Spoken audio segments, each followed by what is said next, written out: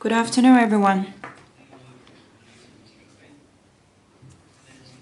I'm ready to take your questions.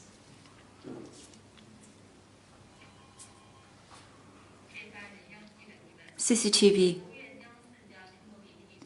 The U.S. State Department enlisted 4 Chinese media outlets as foreign missions, and previously it shortened the visa stay of Chinese journalists. This will, of course, impact their life and work in the U.S., so any countermeasures from China on American journalists?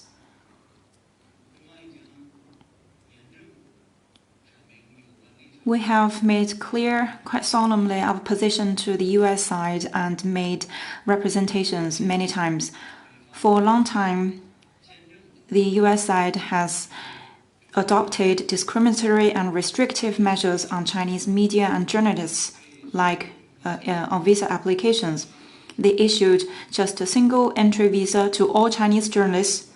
Many people cannot go back to their work in the US after a short stay back home for holidays because they have been refused their visa application. And some journalists are required to submit additional documents for their applications. Since 2018, more than 20 Chinese journalists have been denied visa for no reason at all. And last month, the US side shortened the visa stay for Chinese journalists to 90 days. That means every 90 days they have to apply for visa. And if their application is denied, they will be forced to leave America. This is pretty harsh compared with what we give. We gave multiple entry visas to American journalists here in China. So this is deliberately making it difficult for Chinese journalists to work and to report in the US. This time, 4 more Chinese journalists, 4 more Chinese media outlets were listed as foreign missions. This is another escalation in their political oppression. It fully exposed the hypocrisy, the double standards and bullying of the US side. Because of these oppressions, this March China announced countermeasures. We urge the US side to stop this political oppression and unjustified restrictions on Chinese media. It should change course and redress its mistakes. If the US is bent on going down this road, China will have to make legitimate and necessary reactions.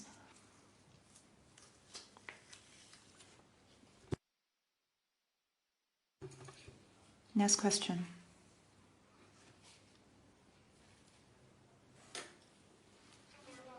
China Daily.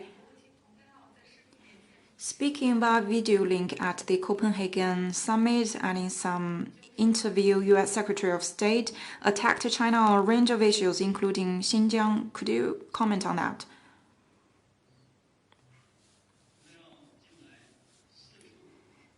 Pompeo has been telling these lies whenever he gets a chance, launching unwarranted attacks and slanders against China.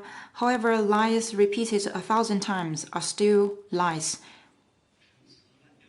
And his cliches, which has no facts in them, just expose his Cold War mentality, zero-sum game mindset, and ideological bias. It's just his nature of lying, cheating, and stealing, as he himself admitted. One can never wake up a person who pretends to be asleep. The lie of so-called 1 million Uyghurs detained in Xinjiang was actually made up by an NGO funded by the National Endowment for Democracy. After interviewing just 8 persons. So this lie was made up, cooked up, but Mr. Pompeo blindly referenced it with no verification. China has stressed time again that the vocational education and training centers lawfully set up in Xinjiang are for preventive counterterrorism and de-radicalization purposes. They are essentially the same as many countries have adopted, and they have yielded good results. Xinjiang hasn't seen a single terrorist incident in the past 3.5 years. By the end of 2019, all trainees in these vocational training and educational centers have completed their courses and secured employment and lived a peaceful life. The Chinese government protects its people's freedom of religious belief in accordance with law. In China, there are nearly 200 million religious believers, of which over 20 million are Muslims. There are more than 380,000 clerical personnel, approximately 5,500 religious groups, and over 140,000 places of worship registered for religious activities. Xinjiang has 24,400 mosques, one for every 530 Muslims. By contrast, the number of mosques in the US nationwide is less than 1/10 of these in Xinjiang. So Mr. Pompeo can repeat his lies however many times he would like, but it will not change these basic facts.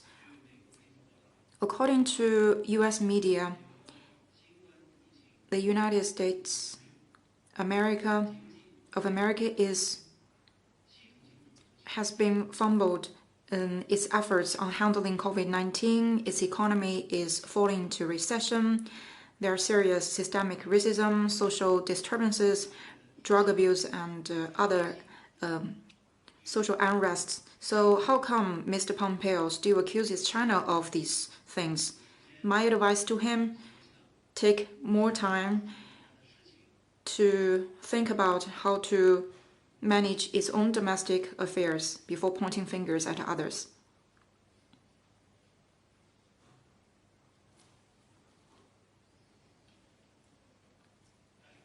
Next question.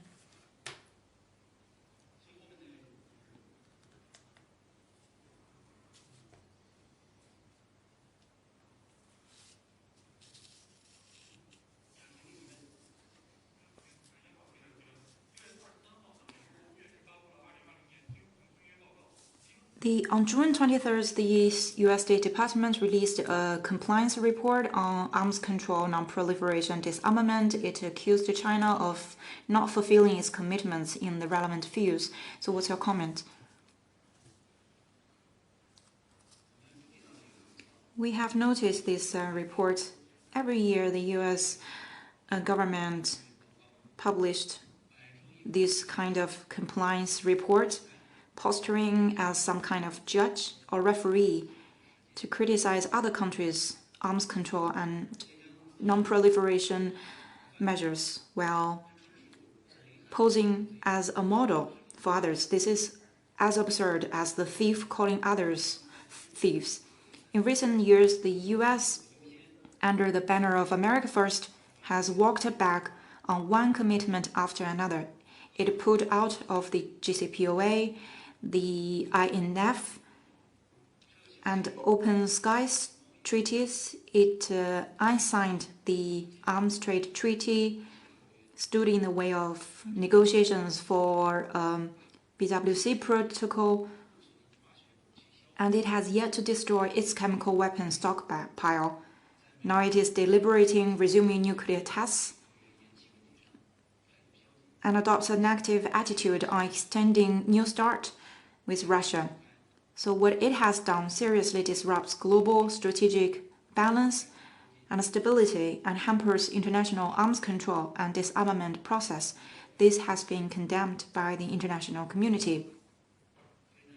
However, instead of reflecting upon itself, the US tries to throw mud at others in an attempt to create pretexts for its own abandonment of these obligations and looking for scapegoats.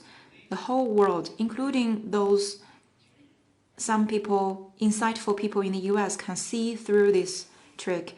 I need to point out that the US accusations against China in the report are purely groundless fabrications. China, with a high sense of responsibility, has been faithfully fulfilling its international obligations and commitments while firmly upholding multilateralism, contributing to safeguarding the international arms control and non-proliferation regime, as well as world peace and security.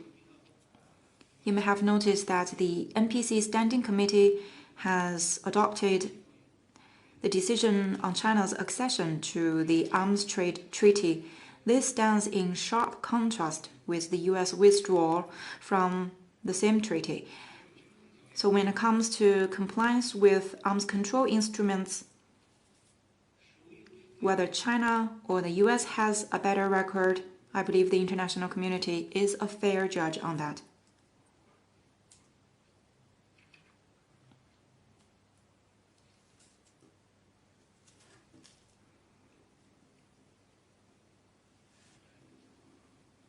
Next question.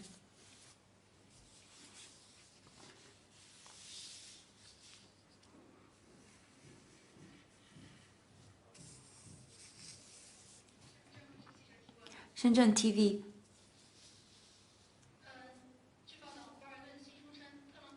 In Bolton's new book, the US wants to take Meng Wanzhou as a bargaining chip in trade negotiations. And what's your comment on that? Can you confirm it?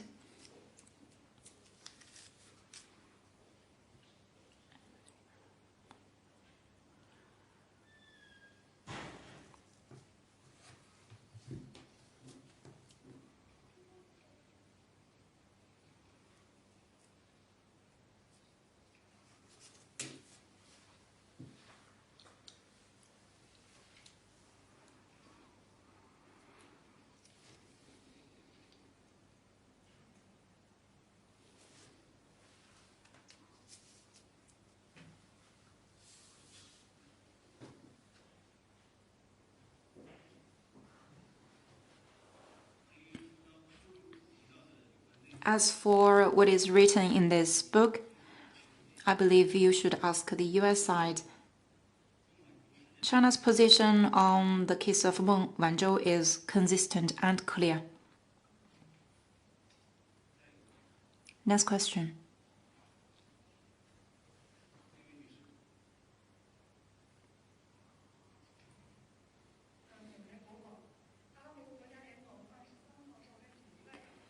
The Arab League held an emergency foreign minister meeting on the Libya issue. It adopted a resolution to oppose external military interference and calls for a ceasefire. What's your comment on that? China supports the Arab League in playing a positive role on the Libya issue, and we welcome all mediation efforts to alleviate the tense situation there, including the Carroll Initiative proposed by Egypt on June the 6th. We oppose external forces in making military interference in Libya, as military offers no solution in Libya. Relevant parties should seek a political settlement within the UN framework while paying close attention to counterterrorism issues. China calls on conflicting parties in Libya to prioritize the interests of the country and people, start ceasefire negotiations as soon as possible, and restore stability to the situation.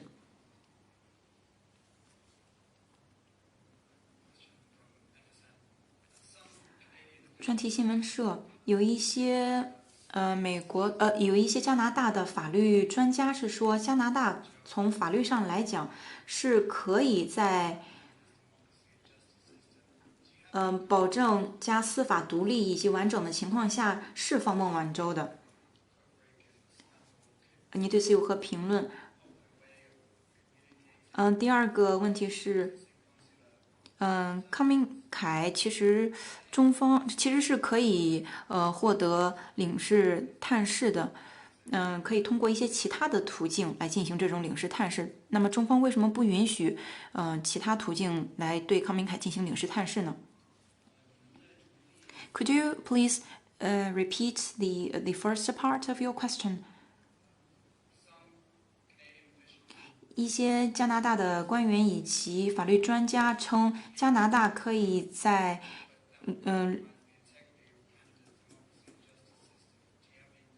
不损害加拿大民主以及法律完整性的情况下释放孟晚舟。你对此有何评论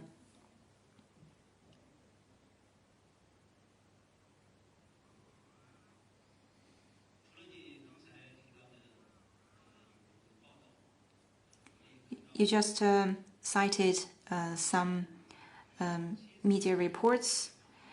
I also saw an interview taken by Kovrik's wife, in which she said that Canada's justice minister can terminate the extradition process of Meng Wanzhou within the rule of law, which could also help resolve the situation of the two Canadians.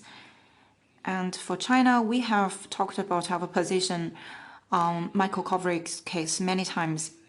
The Chinese side has been handling this case in accordance with law, and the legal rights of Michael Kovrig, has been fully guaranteed. COVID-19 has brought along many inconveniences and difficulties, but out of humanitarian considerations, we have taken a series of measures to ensure the security, the safety and health of all people in custody, including Michael Kovrig. And due to the special occasion that came up for Michael Kovrik's family, the Chinese side arranged a phone call between Michael Kovrig and his family within the legal system. And Michael Kovrig appreciated this effort, this arrangement. As for consular visits, after the pandemic gets better, consular visits will be resumed at an appropriate time. And on Meng Wanzhou's case, our position is clear. This is a serious political matter. And even though Canadian side believe it's a judicial case, but as Michael Kovrik's wife said, Canada's justice minister has a right to terminate the extradition process at any moment. So the Canadian government can make some fair decisions in accordance with their laws on Meng Wanzhou's case. So once again, we urge Canada to respect rule of law, take seriously China's solemn positions and concerns, stop political maneuvers, immediately release Ms. Meng Wanzhou, and ensure her safe return to China.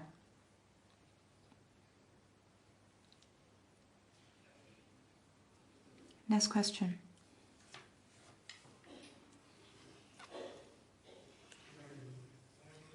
The paper? According to Japanese media, a Japanese scholar announced that he discovered some government documents recording Unit 731's bacteria research in China, kind of filling a void in this field. What's your comment? During the Second World War, the Japanese military violated international law and waged appalling bacterial war on the Chinese people. So this time, the materials discovered by this Japanese scholar proves once again that bacterial war is reality. The evidence is ironclad, and there is no place for denial. We commend these people inside Japan who have the courage to discover truth and face up to the reality. We hope that the Japanese side will heed these calls for justice inside and outside Japan, reflect upon its history of aggression, and refrain from avoid repeating that part of history. Next question.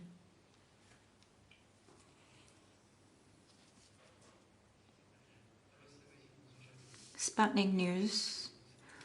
On June 24th, there will be a military parade in Russia for celebration. Who will represent China at the military parade? Russia is holding a military parade for the 75th anniversary of the victory of the war. We believe that the parade will be very successful as previous years have been. And this year marks the 75th anniversary of the Second World War. Soviet Union was a major victory of this war and made important contributions to that victory. The grand celebration by the Russian side shows its respect to history and its determination to safeguard the victory of the Second World War. China is also a victorious party of this war, and we will work with Russia and the international community to stick to the right history, oppose distorting history and whitewashing aggression. We will work together to ensure the hard-won world peace. At the invitation of the Russia, China has sent its representative and its participants to the military parade. We will release more information when we have it. Next question.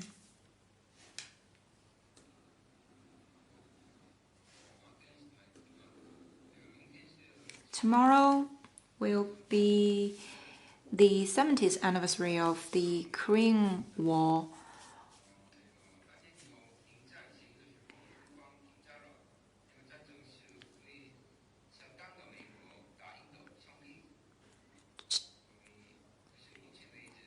From the current stage, the Korean Peninsula is at a stage of armistice, but there are still many outstanding issues between the DPRK and the US. So my question is, as the 70th anniversary comes close, what's China's comment on the current situation at the Korean Peninsula, and any comment to the US attitude to this issue?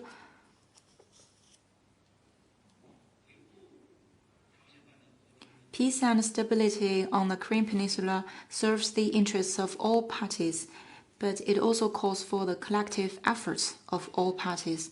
In recent years, the Korean Peninsula issue has been brought back to the right track, a political settlement. We hope all parties can cherish this hard-won opportunity, stick to dialogue and consultation to work out the issues and work together to ensure long-lasting peace of the Korean Peninsula and the whole region.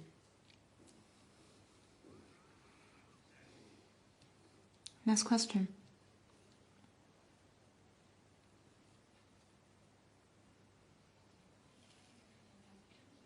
AFP. A research institute from Sydney said that China will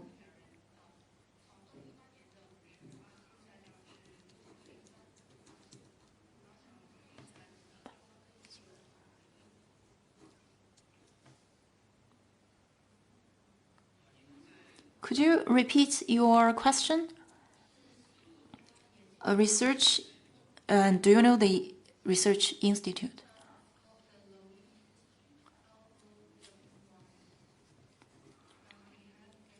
An institute called Lowy Institute, 做了一家民意调查，调查是关于有多少人能够信任中方在国际舞台上的行为。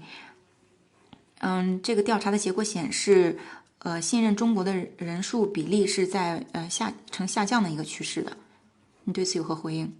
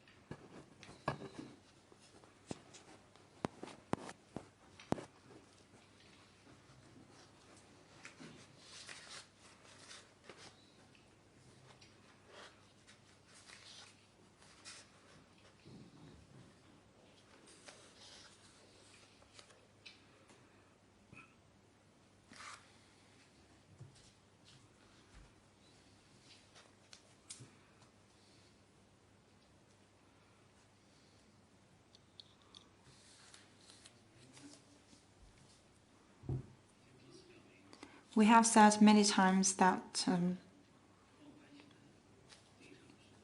our position on developing relations with Australia is clear and consistent. A sound relationship between the two sides serves the interests of both sides, but it needs efforts from two ways. We hope that Australia could work with us on the basis of mutual trust and mutual benefit, and Australia could do more to help promote bilateral cooperation and make efforts that can meet the requirements of comprehensive strategic partners.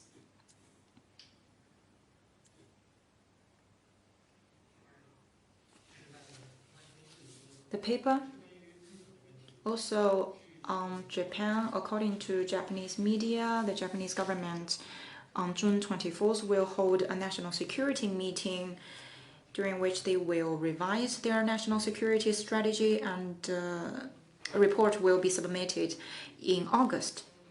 The report will include contents on attacking adversaries' bases. What's your comment? We have noted relevant reports. Due to historical reasons, Japan's moves in the military and the security fields have been closely followed by the international community and its Asian neighbors. Some people in Japan have been sensationalizing the so-called external threats they face because they want to have more leeway in this field. They want to seek some breakthrough in their military and security policies. But what they really want to do is an open book for everyone. We urge the Japanese side to learn from history, stick to its commitment of defense only, and take some concrete actions to show that it is committed to the path of peaceful development. Next question. China News Service. The Chinese medical team to Bangladesh has returned home after completing their mission. Can you give us more details? At the earliest stage of the COVID-19 outbreak, Bangladesh gave China support and assistance. So likewise, when COVID-19 spread in Bangladesh, the Chinese government and companies provided support and help to Bangladesh to the best of our ability. The medical team you mentioned in your question arrived at Bangladesh on June the 8th and returned after accomplishing their mission on June 22nd. So during this 14-day stay in Bangladesh, they visited health departments, key hospitals, and nucleic acid testing labs. They held discussions with medical personnel there, talked in great detail of China's experience, conducted technical training, and provided guidance on epidemic prevention and control. They took some questions regarding the practical problems they may have encountered. This will help Bangladesh enhance its local capacity of prevention and control. I want to stress that the Chinese expert team was the first official medical team sent to Bangladesh by a foreign country after the COVID-19 broke out in that country. This vividly demonstrates the fine tradition of mutual assistance between the two sides. I believe that China-Bangladesh friendship will be further consolidated and elevated as we fight this pandemic together. China will continue standing firmly with Bangladesh and other regional countries to combat COVID-19 hand in hand while striving for an ultimate victory against the virus. Next question.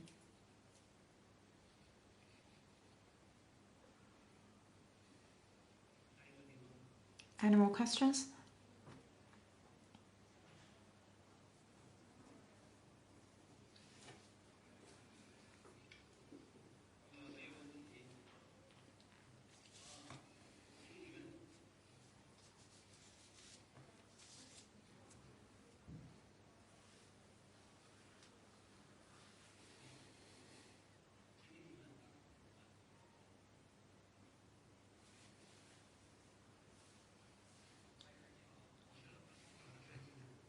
Tata's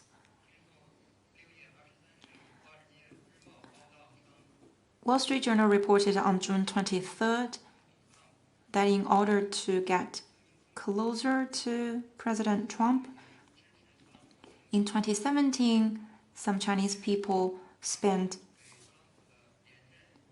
quite a lot of money to help President Trump's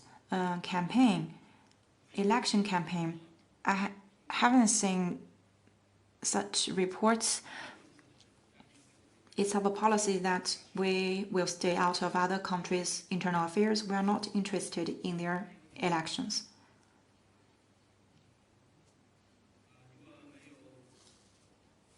If there are no more questions, I have a small notice. 2 notices actually, before letting you go. The first is about China-India border clash. Recently, this clash in the Galvan Valley has attracted great attention worldwide. On June 19th, I have talked in great detail about the whole incident. The rights and wrongs of it is quite clear. The onus is not on China's part. First, it is the India's border troops that illegally crossed the line of actual control first. The west section is quite clear.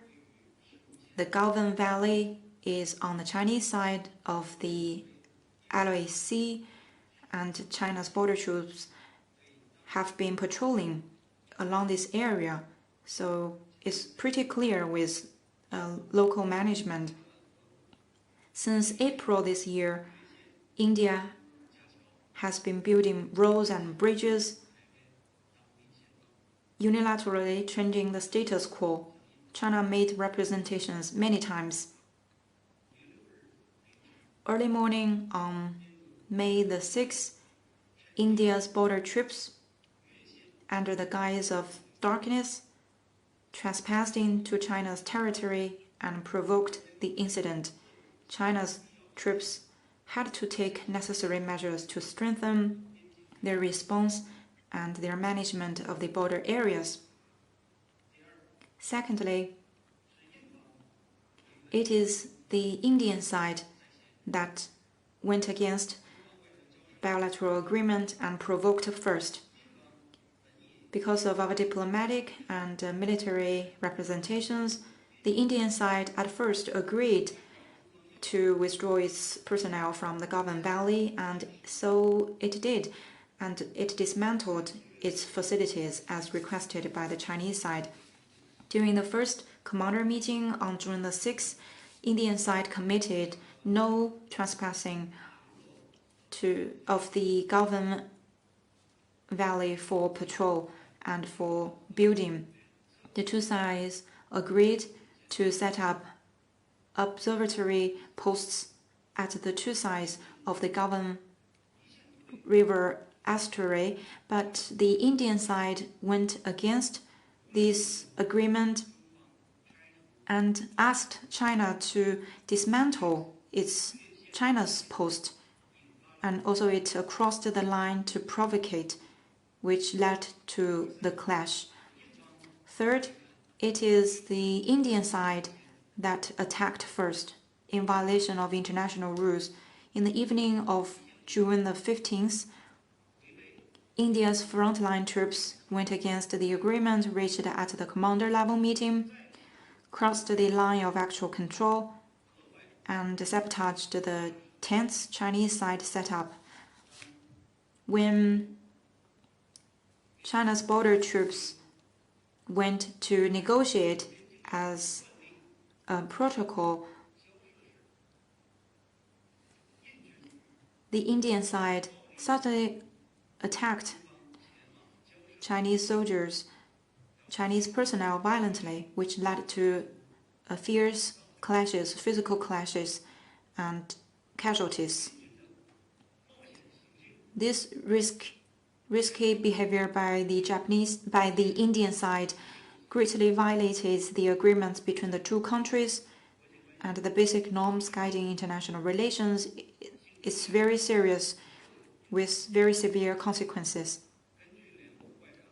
According to the agreements reached by the two foreign ministers during their phone call on June the 17th, the two sides agreed to deal with this serious matter in a just way. The two sides will stick to the commander-level meeting consensus and cool down the situation as soon as possible. The two sides will also try to maintain peace and tranquility of the border areas in accordance with the agreements reached so far. On June 22nd and 23rd, a second round of commander-level meeting was held. The two sides agreed to take measures to de-escalate the situation and jointly promote peace and tranquility. We hope this time the Indian side will strictly follow the agreement and work with China to take concrete actions and resume peace and stability in the border areas. My second notice is that due to the upcoming Dragon Boat Festival, there will be no press briefings on Thursday, Friday, and next. The conference will be resumed next Monday on June 29th. During the break, you can still raise your questions through fax, email, or WeChat. I hope you have a happy Dragon Boat Festival. Thank you.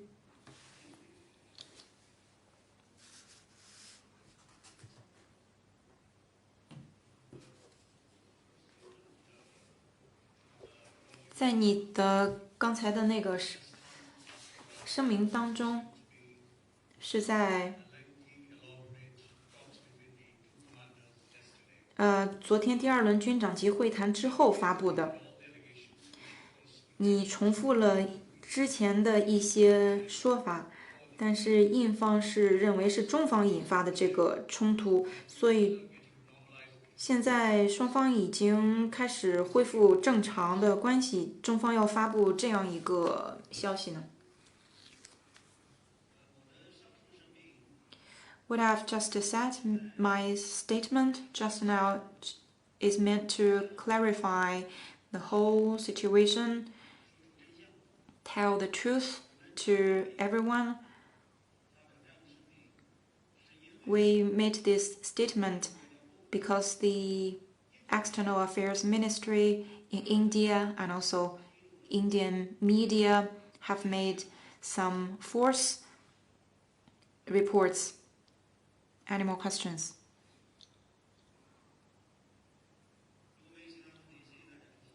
Thank you for coming today.